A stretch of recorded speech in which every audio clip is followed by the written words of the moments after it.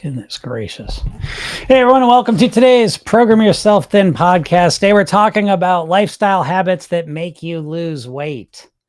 Lifestyle habits. And now I'm going to list these habits in order of importance, in my opinion, starting with sleep, hydration, relaxation, breathing, nourishment, movement, meditation, gratitude. These, I believe, are the 8 core lifestyle habits to lose weight and then ultimately live at your goal weight. And again, as I mentioned, I think they're in order of importance. Starting with sleep, I think sleep is the most crucial habit to really get a handle on, because your quality of sleep and quantity of sleep are probably the biggest factors in how you function, the choices you make, the foods you decide to eat, how much of them you choose to eat.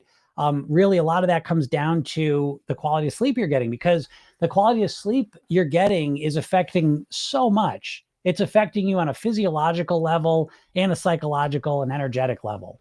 And if you're not getting the right sleep, everything's harder and you're craving more unhealthy stuff anyways. So it comes, I always think like not getting the right quality of sleep's like a double whammy of you're going to be hungrier and you're going to have more unhealthy cravings, and you're going to have less ability to stop yourself from giving into those cravings. So again, sleep really is the most crucial one in my opinion, because it affects everything else. It's like the foundational piece that everything else is built on. And if your foundation's cracked, the rest of the structure is going to be in trouble. So sleep's number one. Next one's hydration. Having the right proper hydration levels. Again, it's very similar to sleep in the sense that it's a foundational piece that's affecting you completely, cellularly, biologically, energetically, psychologically. Every way you can think of as who you are is being impacted by your hydration levels. And it's estimated that most Americans are at least mildly dehydrated. So getting your hydration levels up to the proper amount is really, really important for getting control over your weight and over your eating. And one other just kind of little factoid, I suppose, is that a lot of times when you're thirsty, your brain and body can misinterpret that for hunger. Right? Because remember, in the natural world, we ate a lot of our hydration because foods had a lot more water content in it. So it's easy for our body and brain to misinterpret the thirst for hunger. And that's just an easy win. I mean, if you hydrate yourself properly, you're going to reduce your hunger. You're going to clear up your thinking, right? Because again, your brain is impacted by your hydration levels. You think clearer, you think quicker, you're sharper. All these things going on. Again, that supports you as well. The next one I'll chunk together, breathing and relaxation. And I chunk them together because in order to breathe properly, you got to relax first anyways. And typically when you relax, you tend to breathe more properly as well. So I like to put those two together. But again, foundational. You know for a fact that when you get stressed out, you tend to go towards the food. So again, being tense uses more energy, makes you hungrier. Being tense and stressed out psychologically puts you in a place where you're not thinking straight. And it's easier for you to justify or just go with whatever unhealthy option you think of in the moment. So again, getting relaxation and breathing as part of your life is just so powerful. I mean, imagine you living your life in a more calm, grounded, oxygenated way. You just are a better version of yourself, right? When you think, when you feel relaxed and you're breathing more properly, you're just thinking more clearly. You have more perspective. You see the bigger picture. You're able to make better choices. So the reason these first 4, I would say, are really just so important, and the rest of them are important too, but these are really, really key, is they affect everything you are as a human being. And they affect you in ways that you probably don't even realize. So when you start to get the sleep, hydration, relaxation, and breathing that your body really needs, a lot of times you're going to find that you feel just fundamentally different. And what was hard is a lot easier. And of course, that's a good strategy, right? If you want to change your behavior. We get to the back side of the list is nourishment. We start with nourishment. And I like to think of nourishment almost as its own lifestyle habit, because I think a lot of times when we want to lose weight, we think of eating and we think about not eating the wrong things, right? Not eating, high calorie, fattening foods. But the other side of our eating is what we're actually putting into our body that's good and nourishing for us. And just like the previous things, the sleep, the water, the relaxation, these are things your body needs. And so it's easy in 2025 in America to eat a lot of food and not get a lot of nourishment. And for most people, that's kind of the norm for them. So when you step out of your way to really nourish your body and fuel your body with high quality food, right? So even if you're eating bullshit, fine, but you make it a point to really nourish your body with high quality fuel for it. You change yourself fundamentally. That makes everything else easier. And most importantly, in my opinion, about nourishment is that when I think a lot of people in America are eating a lot of calories and not getting a lot of nourishment. They're not getting the micronutrients that their body needs. And when your body doesn't get what it needs nutritionally, what message do you think it sends to you? It sends that you're hungry, right? Because your brain and body are back in the old evolutionary times. So they're thinking like, well, if I need nutrients, send a hunger signal, we'll eat some food and we'll get nourished, right?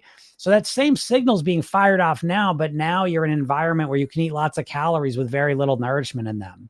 And so if you're not nourishing your body at a high level, you're not getting the energy you need, and you probably are dealing with a lot more hunger than you need to because your body wants you to eat to get those nutrients, right? So nourish yourself and notice the difference. The next thing is movement, right? And again, I keep this vague in general. So if movement for you, you want to exercise and do, intense cardio, fine, whatever, but move your body more, right? The more you move your body, because that's what your body was meant to do. And it could be from extreme things to simple things like walking or doing really gentle yoga, but just move your body more. That's the most important thing for you to do. It could be chores, it could be projects. It doesn't even have to be something exercise, right? Free yourself of that idea and get yourself to just move more. And the more you move, the more your body functions at a more optimal level, because that's what your body was built to do. Move around, use your muscles, get the blood flowing, oxygenate your body, and feel good, right? So the more you move, the easier the whole process is as well. Next, we get into meditation. And I don't want you to freak out, because I think sometimes people just think too much about meditation. You don't have to become a Zen monk to meditate. Meditating is a simple, normal, natural, easy thing to do. And all it is you're just turning your attention inwards, becoming more aware of your body and your mind. And again, depending on what meditation you're doing, you're looking to focus your mind and kind of drown out the noise and quiet your mind down. And the more quiet your mind becomes, the more aware you become of what's going on in here, physically, emotionally, energetically, mentally. And the more awareness you bring into this process, the better, because you start to realize things you've been saying to yourself or believing that aren't true. And you start to make space for better thoughts and beliefs and ideas. And then finally is gratitude. And in a weird way, this might be one of the most important ones out of the whole bunch. Because again, we live in a culture that does not support gratitude, And so as you intentionally work to develop a mindset filled with gratitude, it is transformational, because it can literally change the reality you live in. It's not unusual to look at a situation and feel really frustrated, annoyed by it, bring some gratitude into it and feel grateful for it. So it really is one of the most magical things you can work to develop in yourself, because it can literally transform your reality very, very quickly when you start to look at your reality through the lens of gratitude, because you start to realize and focus on the things that you have and the things that you're grateful for, as opposed to the things that you don't have and that you're frustrated about. So put all these together and you're going to be in a much better spot to get control of your weight, your health, and your happiness. And so if you want support putting these in and learning more about them, click the link in my bio, go get the free hypnosis session. Watch the video I made you a video training. You can watch, it's all free. Go check the emails I send you. I got a bunch of tools in there for you as well. But again, there's better ways to get control of your weight than dieting, and I give them to you for free. So if you have any questions, feel free to ask them. Any questions are welcome. I'm here every day, even when it's late, to help you all move forward with your weight, health, and happiness. I did miss yesterday. I apologize, but here we are today, an hour late, but here. So yes, any questions are welcome. Anything you want to talk about weight-wise is fine. What's up, Angie? Good day to everyone listening in the car. Nice. Listening in the car. How you doing that? You got your phone set up or something? That's cool.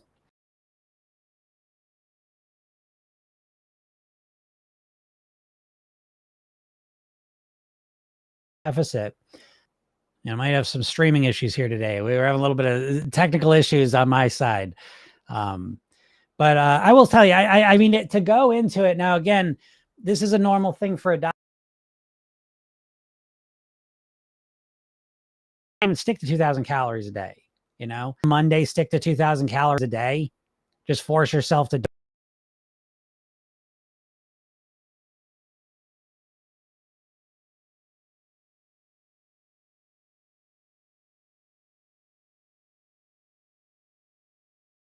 do it.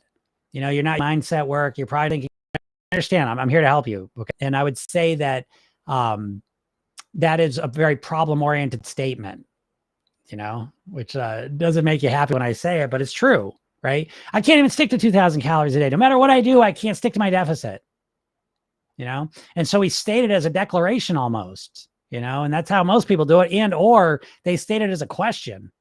You know, they'll say like, I can't even stick to 2,000 calories. No matter what I do, I can't stick to 2,000 calories. What is wrong with me? Why can't I stick to 2,000 calories? Well, that's a problem-oriented question. And the answers you're going to get are going to be completely useless to you. Even if you come up with an answer, right? Even if you ask the question, why can't I stick to 2,000 calories? And you're like, well, because I'm a sugar addict and I love food too much. Okay, great. There's your answer. And you're no closer to solving the problem. You know, so the first thing I want to do is I want to shift it into a solution-oriented question. And I want to start asking, how can I get myself down to 2,000 calories a day comfortably, easily? What can I do? And I know at first you say, oh, I don't know. I can't. There's no way. I've tried it and I can't. There's nothing, you know, but you've got to open your mind up more, because what you've tried to get to 2,000 calories has been, you've tried to like white knuckle willpower yourself to eat less. And it doesn't work. You know, again, you and program yourself. Then we follow the goal weight pyramid: mindset, lifestyle, eating. Right. And I make a pyramid shape because mindset's at the base and it's the biggest part. It's the part the rest of them are built on. Then there's lifestyle. That's the next biggest part that the eating's built on. Then there's eating. And I'm going to guess, Y2K, that your attempts to get to 2,000 calories a day have been purely just eating. You're just saying, okay, tomorrow's Monday. That's it. 2,000 calories. And you don't change anything from the last time you tried to stick to 2,000 calories. You don't change your plan at all. You just say, this time I'm going to do it. And you try and do it. You're already going into it believing you can't stick to it. You're referencing the times when it was stressful, difficult, and it felt impossible to you. And you're just repeating it. So yeah, if you keep doing the exact same things, you're probably going to keep getting the exact same results. So the first thing I want to do is start asking better questions. Now, again, I don't know where you're starting from. So again, I have a lot of questions, by the way. It's not just how can I get 2,000 calories easily? That's not the only question. The first question I want to ask is, where are you starting from? What's your typical calories per day? 2,500, 3,000, 3,500? Do you have any idea? You probably don't. That's fine. So the first thing I want to know is, how many calories a day am I eating? Because again, if you're eating 5,000 calories a day, to go to 2,000 calories a day is a 60% reduction. That's going to be really intense. If you eat 2,200 calories a day to get to 2,000 calories, it's going to be a lot easier. So there's context, and I want to know where you're starting from. Because that's going to, because let's just say I eat 5,000 calories a day, I want to get to 2,000. Okay, fine. But let's do it 1,000 calories at a time. Again, this dieting idea that you're just going to jump into your plan 100% on day one and stick with it. I know that's what we're always taught, but it's silly. To go from 5,000 to 2,000 calories is a ridiculous reduction, and it's going to feel overwhelming. So again, that's the first step we want. But then we get a sense of where we're at. And now I say, I want to get my calories down. 2,000 calories I can never stick to. Okay, well, how about 2,300 calories? Can you do that? 2,500 calories. Can you do that? You know, you're jumping into a number that you don't believe you can stick to and that you haven't been able to stick to. So why not start with a higher number? Why not start with 2,500 calories and get used to that? Get some strategies for doing that, and then chop out another 250 calories, then another 250 calories, down to your 2,000. Now, I know you all dieters, you can't think that way because you have to do it immediately, right? If you don't do it, it's all or nothing. If you're not going to do it perfect and all immediately right away, then what's the point? But the point is that you can't do 2,000 calories, so stop trying to do it. So anyways, that's a starting point I would suggest you kind of go at. And if you got any feedback, let me know. But Melissa says, I love your videos. It's so helpful when you switch from diet and maintaining. Yes, like more like a lifestyle, not a diet. Yes, Melissa, exactly. That's the point. And program yourself then is focused and obsessed with maintenance. Program yourself then, the goal is not to lose weight, it's to live at your goal weight for the rest of your life on your autopilot. And that's what makes it so unique. As far as I know, I'm sure there's maintenance programs out there, but I don't know what they are. Pretty much every weight loss program is a diet program about losing weight. It's about the drastic things you need to do to lose weight quickly. That's dieting in a nutshell. And when you shift from dieting to maintenance, it's much easier. And program yourself, then we start with maintenance on day one because that's the goal. I don't give a shit. I don't want you to lose 50 pounds and then put it all back on. Aren't you tired of that, folks? I know you've all lost weight and then put it back on. Is there anything more discouraging than that? So, yeah. What's up, Paula? What's up, Wendy? Wendy said, love listening to your inspiration and truth. Thank you, Wendy. I appreciate that. That's what I'm here for. Help you all out. And the main way I can help you is to see things differently, Y2K says maybe 2,600 to 3,500. Yeah. Yeah, there you go. And then Y2K says, God, you're so right. Thank you. Again, that's my goal here. It's just crazy how quickly you can solve a lot of your dieting problems. Dieting, folks, is not your friend. Dieting is, as an industry, is the branch of the food industry.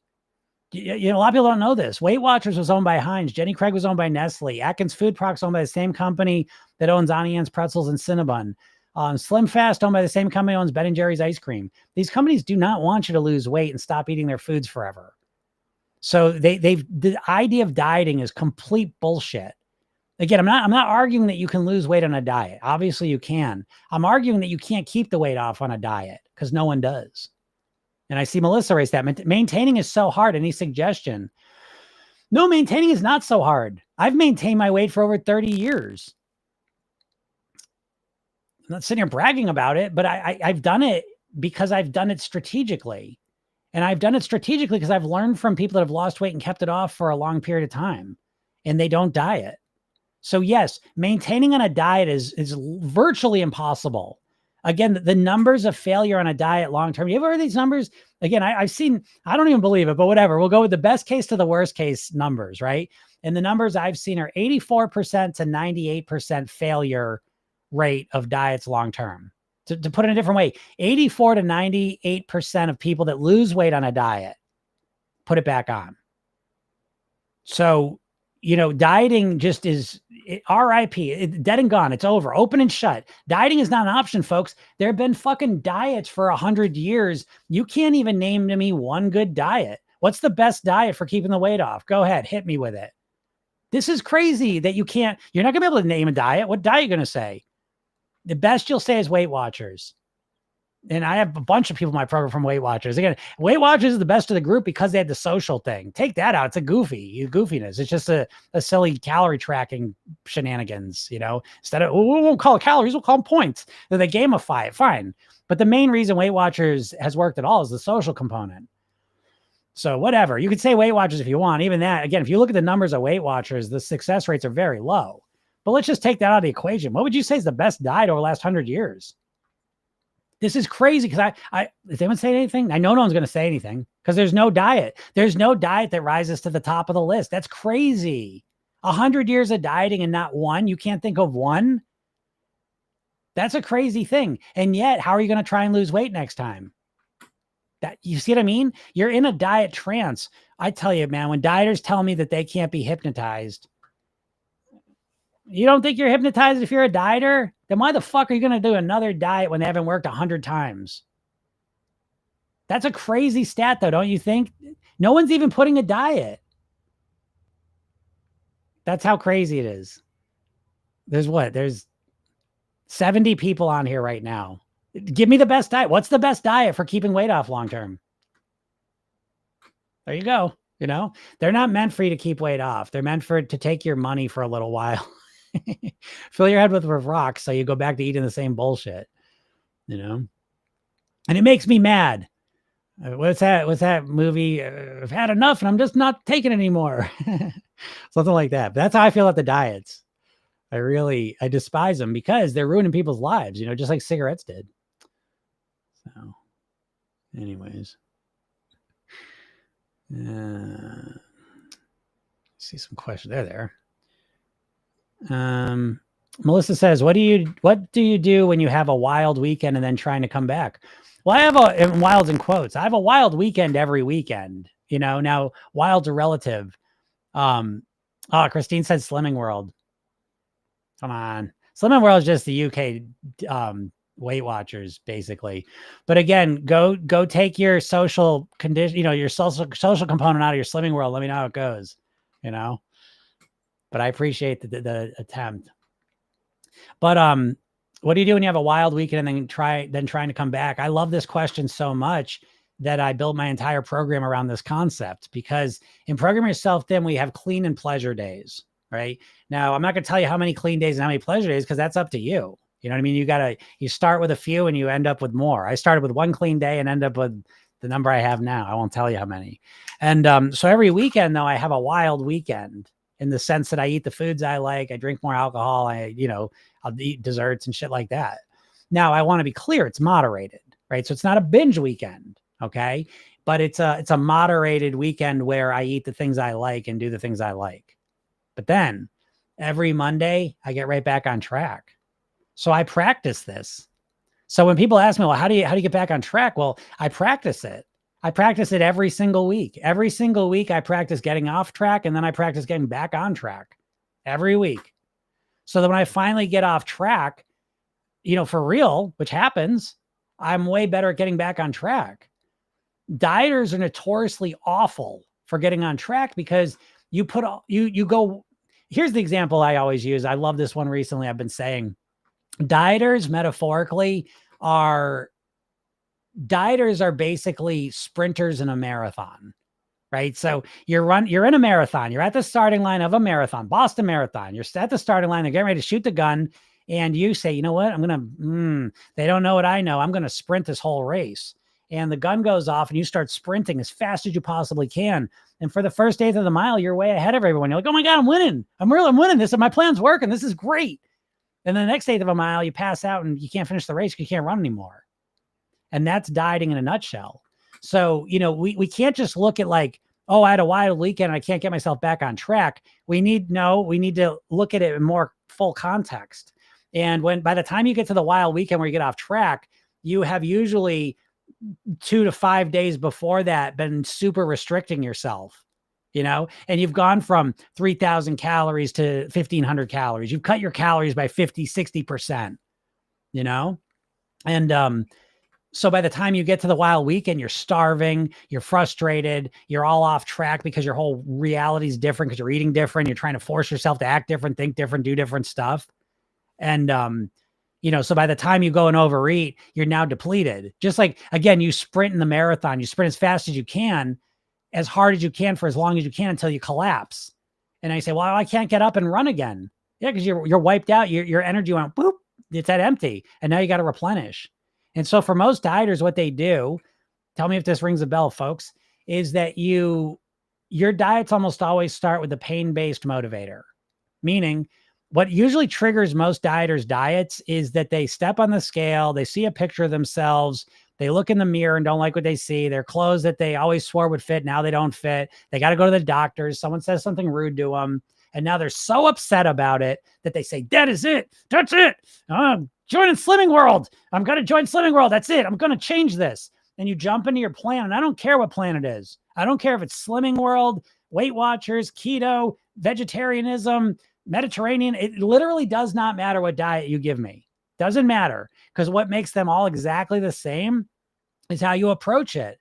And how you're going to approach all of those diets is you are going to jump into it 100% perfect on day one, right? And you're going to try and be 100% perfect with this new way of being for as long as you can. And it has the qualities of like an endurance test. Like an endurance test, you can't beat an endurance test. It's just a question of how long you can do it. And that's what the diets feel like. So by the time you get to the mistake you make, which is usually a couple days to a couple weeks out in front of you, by the time you make that mistake, it just feels like you're building a house of cards. And let's just say you stick with it for 2 weeks. You get 2 weeks into it, and now you're like, oh, I did it. And now you eat a cookie. All gone. And there's literally a phrase for it. They call it for dieters. It's the what the hell effect. They apply this specifically to dieters. Dieters notorious. They've done studies on this. There's a fascinating one, milkshakes and everything. It's fascinating. But basically, as soon as a dieter makes a mistake, they go way overboard with the calories. More than just like a regular person who's not dieting, all of a sudden they're eating some cookies or you eat a little more. They're more normalized, right? But a dieter, as soon as they make a mistake on their diet, they almost always now the calories go way up for a little while. And then you ultimately just end up where you always are, but so yeah, again, the wild weekend, getting back on track, you got to practice getting back on track. You got to practice. You got to develop strategies to help you get back on track. You got to develop the mindset to help you get back on track, and you got to practice it. And how could it be anything else? Because dieting is going to tell you, no, you just got to want it, Jim. You just got to do it. You just do it. No pain, no gain. Just get back on track. You know what I mean? Like, folks, that's not a strategy. That's a bunch of marketing bullshit. Not to say, listen, there's a time and place in life that you got to just take action and do stuff. I get it. But you're not going to completely change your eating just through willpower and hope alone. You've got to have a strategic plan. It's a huge undertaking. So Y2K says, what if you hate counting calories? I find it tiring and annoying and hard. Well, Y2K, there you go. If you hate counting calories, don't fucking count calories. How about this? If you hate doing what you're doing to lose weight, stop doing that. Because you know what? You're never going to do what you hate long-term. Even if you lose weight. Do you not believe me? Do you not believe me? Have you not lost weight and then put it all back on because you didn't like doing that? Every single person here has one thing in common. And what it is that you've all lost weight doing something and you didn't want to keep doing it. And so you stopped doing it. Even though the weight started coming back on. You're never going to do things you hate long-term. Just so you know. So there's a million ways to lose weight. Long-term, long story short, in order to lose weight long-term, you need to reduce your average calorie consumption. And there's a lot of ways to do that. But counting calories, I do not recommend. Most people find it exactly that. It's boring, it's tiring, it's tedious, it just sucks. It changes your mindset. It makes food, it gives a weird frame around food, makes you feel different about it. I see very few benefits. Now, listen, let me back up though. Golden rule of program yourself thin. There's no right or wrong. There's no right or wrong. There's only what works for you. So if you love counting calories, then you count calories. Okay. But if you hate counting calories, stop it. Stop it. You do not need to count. I haven't counted calories at all. I lost over 50 pounds 30 years ago. And I would hate counting calories. It's just, I don't like doing that. It would annoy me. Now, again, I think there's a time and a place. I think counting calories for a week or so to calibrate what you eat and get a sense of the calories of the food you're eating typically, I think that's valuable. But I think the idea that you're going to track every single calorie you put in your body for the rest of your life is silly, So yeah, I would stop counting calories and realize you don't have to count calories to lose weight. You absolutely do not. What's up, Heather? Heather says, death, I reckon, Jim, only weight loss program other than yours, of course. Only. Christy says, what do you eat to be on track? Now, again, what do I eat to be on track? I will share that with you, but I want to preface it by saying, what I eat to be on track may be different than what you'll eat to be on track. Everyone's got different preferences, and that's just another message that I hope you hear. Because in Programming Yourself Thin, we've got the goal weight blueprints, mindset, lifestyle, and eating. It's a bunch of questions I ask you so that you can develop your own mindset, lifestyle, and eating blueprint. It becomes your roadmap you use to get to your goal weight and live there for the rest of your life. But it's customized around you. And we can see the value of this right away with eating. What sense would it make for me to tell you what I eat? What if you don't like what I eat? You're going to try and force yourself to eat it because that's what I ate to lose weight. And that's what dieting is. The idea that I would just tell you what to eat without knowing you is so crazy to me. What's next? Do you want me to tell you what music to listen to, what movies to watch, what clothes to wear? You're a human being who has preferences in your own unique lifestyle. And so you need to figure out what you want to eat to live at your goal weight. Okay. But I will tell you, for me, what I consider to be on track as a general rule of thumb is the more whole, natural foods you eat, the better. Right? Just keep it really simple. I make my core kind of food philosophy is the distinction between food and food stuff. And food is whole, natural foods that grow in nature and you can look at them and know what they are. And food stuff is processed foods that take those natural foods and turn them into other things. So my main distinction in life is I look to consume, and especially my clean days, I'm looking to consume more whole natural foods. On my pleasure days, I'm more likely to eat more bullshit, but that's a big distinction I make. So for me to be on track in the most simplest way, it's the difference between food and food stuff. Right? That makes sense.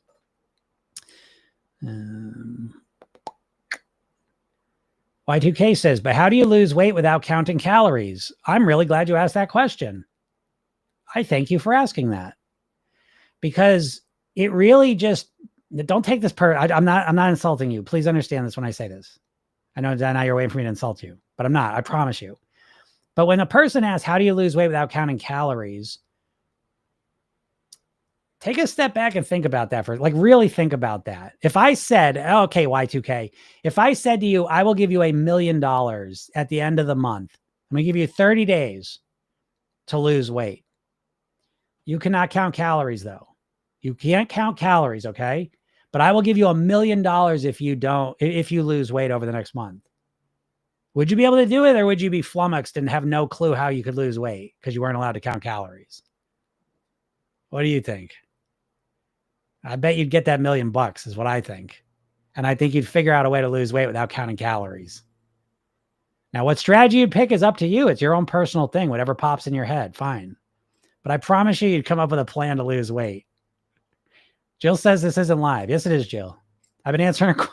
I don't know. Like, people just pop on somewhere and say this isn't live when I've been literally talking to Y2K in real time. This shit is so funny to me. But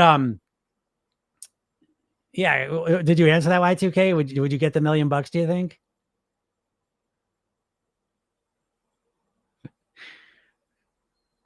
And I see, yeah, look at Angie. Smaller portions, question mark. Yeah, sure. Right. This is what I mean though. Like again, dieting, don't take this wrong, folks. I'm just saying this as I'm you gotta understand. Hate the diet, love the dieter. That's my mantra. Okay. So let me not conflate it. When I make fun of diets, I'm not making fun of dieters. Okay. But that's not a hard question. And what I mean is that diets have basically stopped very smart people from thinking. I know this because my clients far and wide are very smart, intelligent people. Most of my clients are overthinkers, type A's, perfectionists, action taking, very smart people who are absolutely flummoxed. It is $25,000 to work with me privately. And you can imagine the people that have that money to fork over are extremely smart, intelligent, successful, action-oriented people. And when it comes to weight, though, they're just flummoxed. I don't know. I don't care how I do. And it's like the dieting industry is literally, it's like a psychological operation. I don't know if you guys know psych ops, but it's like dieting is a psychological operation on the population. One of the greatest ones ever pulled on us. And this idea that we need to count calories to lose weight is ridiculous. Now I get it. It feels real because that's what you've been taught your whole life. So again, it's not a comment on you. You've been trained literally since birth that dieting is how you lose weight. Right. But, for example, right. So I like what Angie said, smaller portions. And then,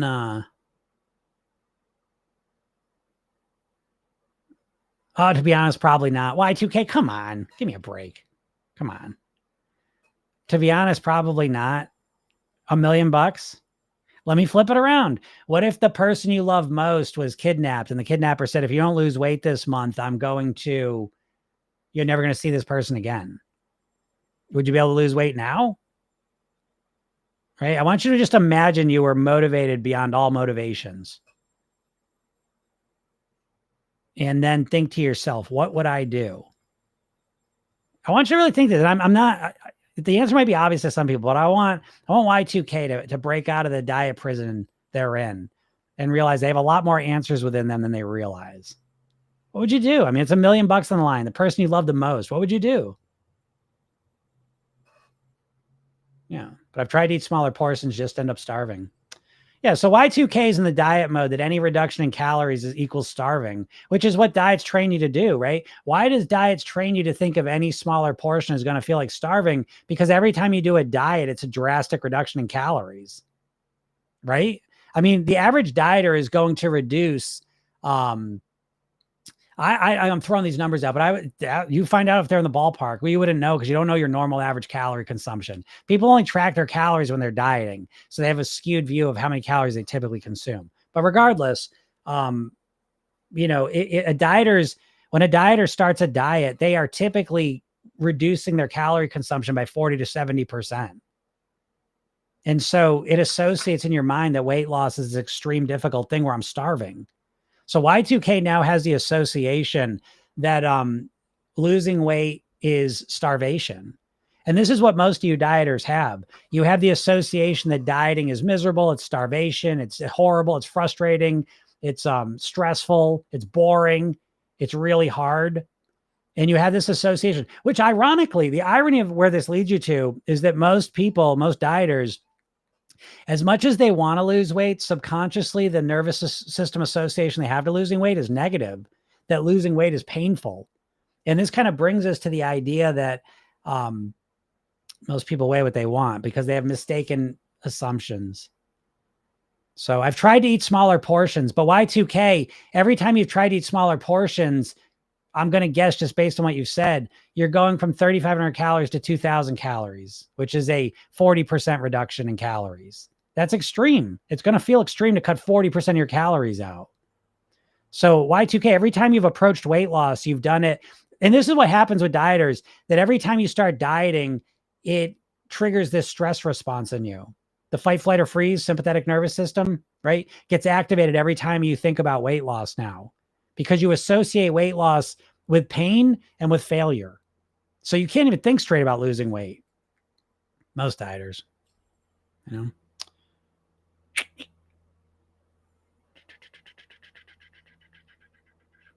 Melissa says, I lost the same weight 4 times. I'm tired of dieting. I need a new way. I love being thin. Yeah. Yeah, losing the same weight 4 times sucks, right? And putting it on 4 times sucks. So, you know, I'm tired of dieting. I get it. Stop dieting then. Stop dieting. That's my message to you all. Stop dieting, please. Dieting doesn't work. Again, I just asked this. Give me one diet that works. I got Slimming World, which I will respectfully disagree that it doesn't work any better than the rest of the diets. I've worked with a ton of people that have been in Slimming World, you know, and Slimming World, again, it's just like Weight Watchers. It's a psychological thing, you know, because you're going, if you go meet me every week and I berate you and celebrate you when you lose weight or gain weight, you know, then yeah, you're going to lose weight or gain weight more than the average person on their own. But the second that disappears, you're going to go right back to, it's like psychological Ozempic in a way, you know what I mean? Like that's what those people act as. But, yeah, I need a new way. I love being thin. Well, then you love Program Yourself Thin. Go make sure you get the go get the free hypnosis session I gave you. Watch the training video I made. I give you a bunch of free stuff. I will show you how to be a thin, healthy person. Honestly, I am probably on the planet of Earth. I am probably your all's #1 chance of ever living as a thin, healthy person. And I don't say that with delusions of grandeur. I say that because I rarely in the weight loss world find people focused on you living at your goal weight for the rest of your life on your autopilot. I find everyone thinking about losing weight as fast as humanly possible. So I don't find a lot of people focused on living at your goal weight forever. And by the way, they're 2 totally separate things. So if you think about losing weight as fast as possible, well, you think I'm going to do extreme shit because I want to lose weight quickly. I'm going to cut the calories really fast. I'm going to stop eating carbs. I'm going to stop eating for 16 hours, whatever. Okay. And the other side of it, though, is that that's not long-term. It's not sustainable. And you wonder why you can't keep it up. And never have you learned I always say like dieting is like a get-rich-quick scheme for weight loss.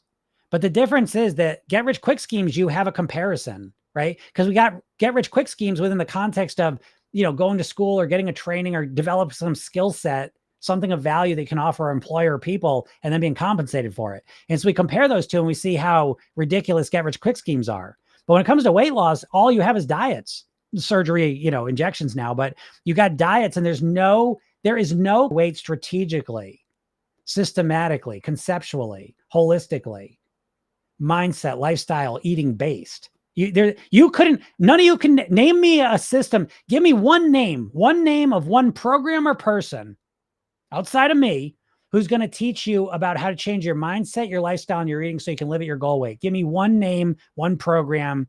That's all I'm asking for. And then when you can't do that, then argue to me that those things don't matter. Nah, mindset, Jim, that woo-woo bullshit. I just need to be told what to do and I'll just do it. Well, has that proven to be true in your life? Has being told what to eat been enough for you to stick to it and lose the weight and stay at your goal weight? I know the answer already, you know? So.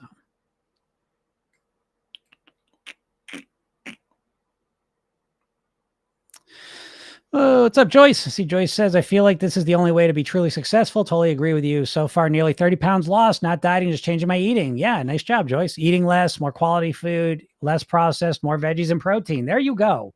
There you go. This is not rocket science. I promise you. The rocket science, the hardest part of this whole process is freeing yourself of the diet mindset. You all, if you're dieters, you're literally imprisoned in a diet mindset. And it's got you trapped and you don't even realize it, you know? But again, it's not as hard as you think it is. Dieting has made it all seem harder because dieting again is sprinting in a marathon. And so every time you think about losing weight, you're overwhelming yourself. I can guarantee you that. One thing I know about you all, regardless of what plan you might use, is that whatever plan you consider to use for weight loss, the idea of doing it is overwhelming to you, which is why you avoid doing it.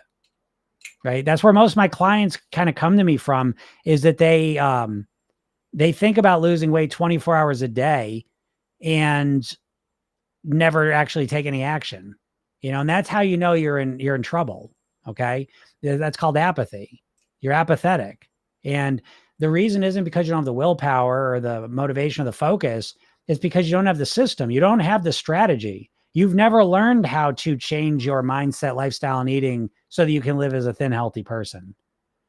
And so what you all are doing is you're trying to force yourself to eat different so that you can lose weight for a little while. So, yeah. Heather says, agree. Slimming world does not support mindset. Easy to lose weight. It's all about how to maintain. Yeah, exactly. And again, I mean, the slimming worlds, it's the same shit. It's just, they celebrate the weight loss, you know what I mean? And you kind of get like, you know, you get really obsessed and fixated. But the only feedback you're getting, this is why diets don't work long-term, is the only positive feedback you're getting is the weight loss. Okay. Let me put it a different way. Most dieters trade the excitement and the pleasure of the food for the excitement and pleasure of the scale going down. And you think that once I get to my goal weight, it's going to be such a magical reality that I'm not going to need any of that shit anymore. I'm just going to be so happy that I won't eat. I won't put the weight back on. But what happens is you trade the pleasure and excitement of the food for the pleasure and excitement of the scale going down, all the way down to your goal weight at best. Now, where's your pleasure and excitement coming from? I know you think, well, it's just being thin, Jim. Now I love being thin. Okay. Well, when you lost the weight, why didn't you stay there then? If it was so amazing, if just being at your goal weight was just the end all be all, and if it answered all the questions, then why does 84 to 98% of people that lose weight on a diet put it back on? Right.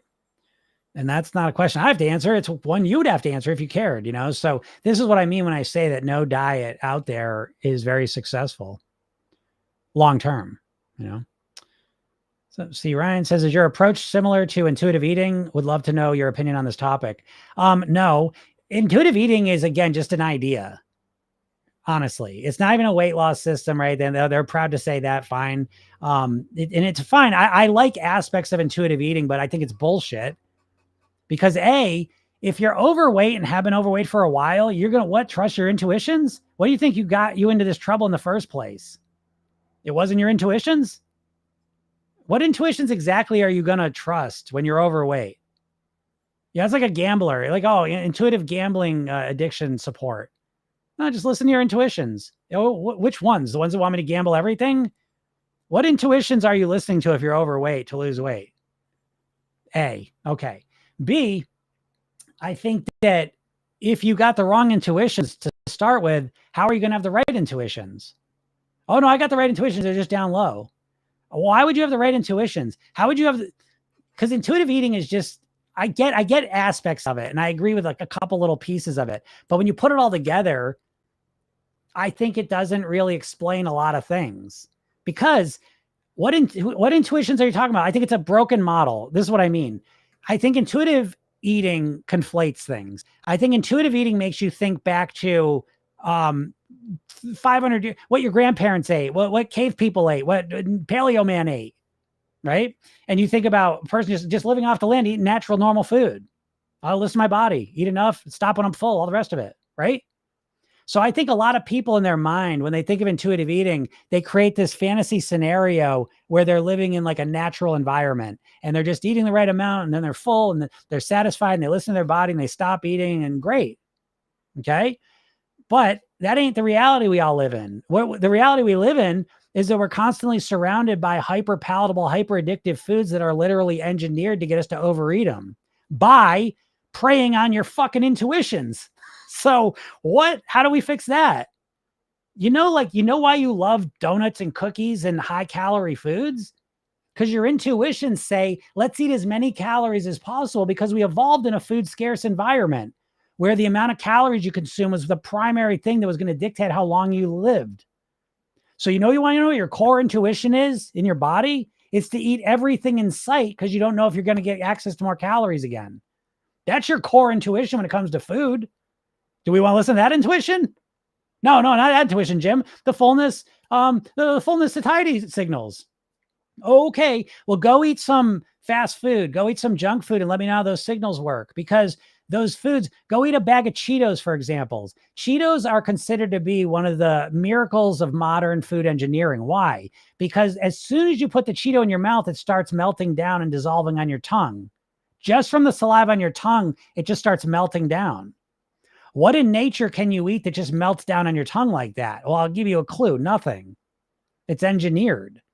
So what hunger signals are you going to rely on? What intuitive hunger signals are you relying on to eat a bag of Cheetos?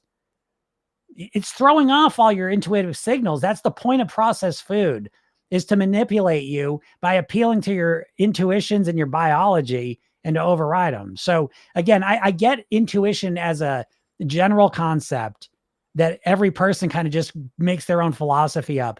But I think you're going to find that I will put Program Yourself Thin up against intuitive eating 1 million times out of 1 million. It's going to win. Intuitive eating is not a real strategy. And I think it's just, it sounds nice. It sounds good in fantasy land. And I think as soon as you start to really rely on it, you're going to have a harder time. Now, if you have already done a lot of research on food and you already know about healthier, normal foods, and you eat a real whole natural food diet, and now you start practicing intuitive eating, you're probably going to have more likelihood of success. But again, depending on where you're starting from, if you eat a standard American diet and now you're going to try and eat intuitively, with your stressed body, your out of whack hormones, your emotions all over the place. I don't know. I just don't believe in it much. So yeah, just Jade said exactly. If I intuitively eat, I'll gain weight quickly. Unfortunately, me too. If I listen to my intuitions, I want to eat all the time. Like, I'm never satisfied. If I'm being honest, I could just eat all day long. I literally used to do this. I used to literally eat all day until I went to bed, basically. I could always eat. So what intuitions was I listening to? There's always room in me for more. There was always room for a cookie. There's always room for a croissant, a muffin, a soda, a bag of chips, some pizza. There was always room for that. So again, for me personally, no, I need to have structure, and intuitive eating, at this point I could probably do it because I've trained my intuitions for 30 years. So I do know now what it feels like to feel satisfied and not full. I've trained my intuitions, so I can rely on them more now, and that makes it easier. But if you're overweight and your intuitions and you're normal, what's normal is that you stuff yourself. That's how I know I'm done. If your intuitions are that your palate is calibrated to hyper palatable flavors and processed foods, I would be very scared to trust my intuitions. But that's me. What's up, Don? Don says, it's baby steps. My diet's completely transformed over the last 2 years. Yeah. Don's a master of her weight. She's been in the program a while and she's just a superstar. And so it's like, and it's like, she does the same shit I do now. Like, we're in the same spot the way we talk about eating. You know what I mean? Like it doesn't take that long. Again, diets, you've been conditioned to just always look for shortcuts and hacks and, the quick fixes. And it's like, if you would just do the work, again, it's the get rich quick scheme versus the traditional path. And it's like, yeah, get rich quick scheme's appealing because that's how it's built to be, but it doesn't work. And so the sooner you really just like accept this and just start walking the real path, the sooner you get to a place you can't even believe. But most of you have been literally chasing the get rich quick schemes, the lose weight quick diets your whole lives, you know? So Y2K says, but if you're not counting calories and just eating smaller portions, how do you know you're not eating too low of calories to end up starving? Y2K, first off, I just want to be clear. In Program Yourself Thin, we're not just eating smaller portions. I just want to be crystal clear. There's way more strategy and thought put into the eating plan. The eating blueprint you create and Program Yourself Thin it's very, I would say, robust psychologically and strategically. So there's never any one thing. That's a diet thing. Diets are built around the concept of the one thing, right? Because diets know they're appealing to people that are overwhelmed and, just want a quick fix and just don't have a lot of time and energy to think about this shit. And that's why every diet's the one thing, right? Keto, just stop eating carbs, just stop eating for 16 hours, just count your points, just track your calories, just eat 1,000 calories, just stop eating meat, just start eating meat. Just, you know what I mean? It's always one thing is how they make it seem. I don't believe that. I believe you're going to have a robust, comprehensive, holistic plan to really, truly change your weight for good, So I just want to make that clear. That being said, when you ask the question, Y2K, how do you know you're not eating too low of calories to end up starving? Come on, you know the answer to that too. How do you think you would know? If you're not counting this is what I mean though. This to me, Y2K, I really appreciate asking these questions because they really illustrate the big, big, big problem with dieting. And the big, big, big problem with dieting is that you stop thinking for yourself, you stop paying attention to how you feel, and you start living off of what other people told you. So what Y2K is saying is that if I'm not counting my calories, I don't know if I'm going to eat too little to be starving. Well, I will give you the answer. The way you know if you're eating too low of calories to end up starving is, am I starving or not? Right? You can check in with yourself. Do you feel like you're starving or not? That I would much rather go by that than the number of calories I ate and using that as the number. Okay. Now, that being said, I will just give you the secret Y2K that I'm going to guess you do not know. And I really suggest you go and research this a little bit today because most dieters do not know about this. And it's the holy grail of weight loss, because the most important aspect of weight loss and keeping it off long-term, in my opinion, is the ability to reduce calories while feeling satisfied. I think that is the secret to getting control of your weight. And I think the most important way to reduce calories while feeling full still is to understand the concept of calorie density. And so real simple, a cookie that's this big could have 200 calories in it. A salad that's this big could have 200 calories in it. And it's not calories that are making you feel satisfied, folks. Haven't you noticed that?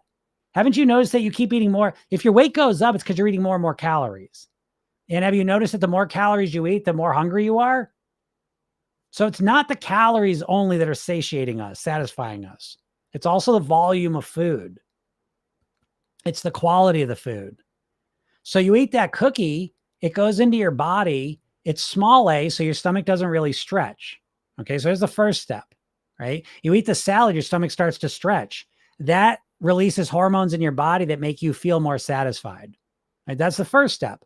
Now let's say it passes the stomach, it starts going into your intestines. The cookie is made out of flour, sugar, butter. And so flour and sugar are basically super powdered materials that basically just get absorbed right into the body. That's why you like them. They give you a glucose spike quickly. And so the cookie goes in the intestine and basically just disappears because it's all made out of things that disappear quickly. So now there's no satiety through your intestines. The salad goes into your intestines and a lot of it's fiber that you're not even going to absorb. So it stays in your intestines, allowing you to feed the good bugs in your back, in your gut, and activating things like the ileal brake, which is again a signal in your body that says, oh, we're full. We've had enough. Because I got full intestines on this side with the salad, and this side I got empty intestines. I always feel hungry.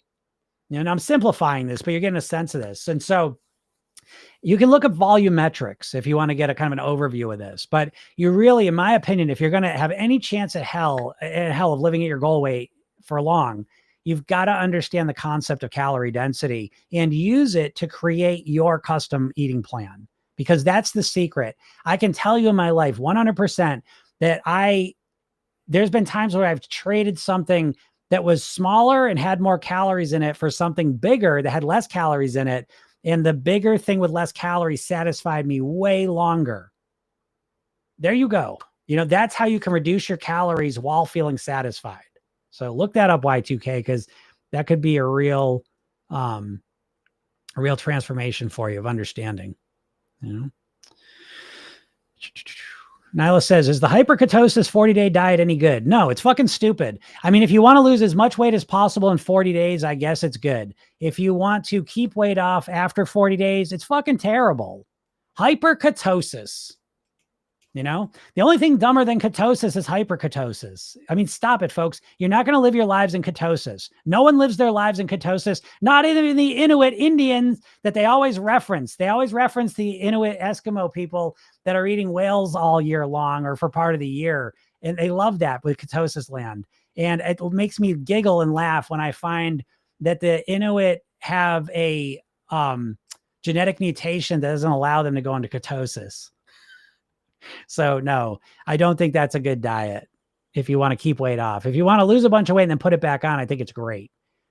Jamelyn says, potatoes are so satisfying and low calorie for what you get. Yes, absolutely. Potatoes are wonderful. And again, so what do? They demonize potatoes. It's funny. I was talking, I don't know if Paul is still here, but we were talking earlier, and it's like, there really is such an anti-fruit vegetable bias in this culture. And it's very intentional, but we'll leave that alone for now. What's up, Wendy? Wendy says, what made you develop this method to program yourself thin? I'm new here and don't know your story. Were you overweight or just wanted to be healthier? Great question. I mean, it really started, I feel like, when I was 9. My dad died of a heart attack. He was only 54 years old. Worst experience of my life. Swore I'd never let that happen to me. 10 years later, I was over 50 pounds overweight, binge drinking, out of control. I entered a period of my life that was, I guess you could absolutely say it was a low period. I was 50 pounds heavier. Like I said, binge drinking. I was out of school. And in that moment in time, like in a month or two, and this is the miracle of my life, I would say, after meeting my wife, is that over a month or two, yoga, hypnosis, meditation, personal development, NLP, hypnosis, guitar, martial arts, all fell in my life. And I grabbed onto those with both hands. And one of the main things I wanted to get is to get my health under control. And NLP, neuro-linguistic programming, which I'm a trainer of now, really just spoke to me. And basically, one key aspect of NLP is that you find people that get the results you want and then model them. And so I wanted to get my weight under control. And I began to find, for the first time, instead of listening to people who are struggling with their weight or how to do it, I found people that lost weight and kept it off long-term. And like I always say, a lot of those people are at the why. And I would speak to them and I'd really go in depth with them. I wasn't just like, oh, what are you eating? What are you exercising? I really went into like, how did you make this transformation? What was this shift? How do you motivate yourself? How do you think about this? I really dove into the psychology of it. And that was night and day eye-opening for me, because what I found is these people thought completely different than all the dieters and how I thought about things. And once I started to adopt their thinking patterns and their strategies, I started getting much, much better results. And I was so fired up about my results that I ended up, making this my career. I actually got a degree in finance and investments. So I took a real left turn to be doing this, but it was so impactful for me. I mean, it transformed my life inside and out. And so I wanted to help other people do that. And then again, I've been doing Program Yourself Thin for literally over 20 years now. I keep meaning to print out my first advertisement I made out, and I gotta show it to you. I was so proud of it. It seems so silly now. It's pretty good, actually. I would say I give 2 thumbs up. But yeah, so I've been doing Program Yourself Thin for literally over 20 years, done over 6,000 private weight loss sessions. I've been doing this stuff. So yeah, that's kind of the background story, of it. Yep. Jamilyn says, in every meal, I make sure protein first, 25 to 35 grams. Like I like to eat 4 times a day. Yeah, again, Jamilyn's eating a lot of protein. I think protein, we all hear about protein constantly. I'm not against protein. I think protein's great. I think it's overstated. I don't think you need nearly as much protein as being recommended to us, but that's not a conversation we have to get into now. I do think the main thing missing from most people's diets is fiber, natural, insoluble fibers that you get from fruits, vegetables, whole grains, greens, beans. I think that's the main thing missing from most people's diets. And as you start to get more fiber into your gut, you'll be shocked at what a difference it makes, so. But yeah, great job, Jamelin. Again, you found something that works for you. That's the key thing. All right, I got to get out of here, everyone. Thank you so much. Oh, I see. Yeah, okay. So Jamelin does say, right, I'm trying to rebuild muscle after losing muscle due to extreme deficit. Fair enough then, okay? So again, I think elevated protein levels have their place in situations, no doubt about it. I think in general, they're kind of overstated, but to each their own. You can all believe what you want about nutrition. Program Yourself Thin really is a diet agnostic program. So whatever kind of eating diet philosophy you bring into it, knock yourself out. So that leaves space for whatever you want to do. You want to be a carnivore, you want to be a keto person, whatever you choose, Program Yourself Thin can help you. You know what I mean? Because it's not a diet. I'm certainly biased to plant-based, whole, natural foods, which I hope no one's against, but that's my diet. So I'm certainly biased to that. But I don't care. Whatever you want to do, I'm here to help you do what you want to do to live at your goal weight and figure that out. And that's what I help you do. But yeah, it says, thank you for your detailed answers. You're welcome, Nyla. Yeah. And that's what I'm here for, by the way. So again, I'm here every Monday through Friday, pretty much. I missed yesterday. But I'm here pretty much every Monday through Friday, usually around noon Eastern. Again, I was a little bit late today, but if you check in between noon and 12:30, usually I'm on here. And I'm literally here for you. This is my mission in life, is to help as many people as possible with their goal weight. So please pop in here and ask whatever questions you have. That's literally what I'm here for. And I know that I can help you move forward with it. And that part of that help is go click the link in my bio. You get a free hypnosis session. I made a video training for. I got a bunch of cool stuff coming for you. Go check it out. And if you like listening to this and you missed the live, you can also go check at whatever podcast platform. Go check it out. Search Program Yourself Thin, and there it pops up. And I do one of these every weekday. So go start listening to them. All right, everyone, have a super duper day, and we'll talk soon. Bye.